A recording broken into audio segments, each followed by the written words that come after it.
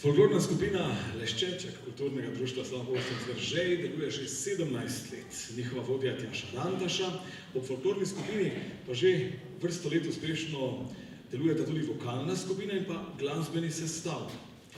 Ime skupine je povezano z njihovim krajem. Leščeček je namreč varuh Narcis, ki v mesecu maju pobelijo verženske travnike.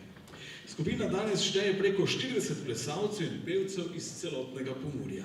S plesom in petjem ohranijo slovensko ljudsko izročilo in tako krepijo medsebojne vezi prijateljstva.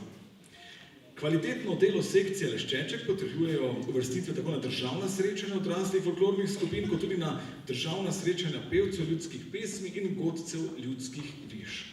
Poleg številnih nastopov doma pa jih pot večkrat popelje tudi po svetu.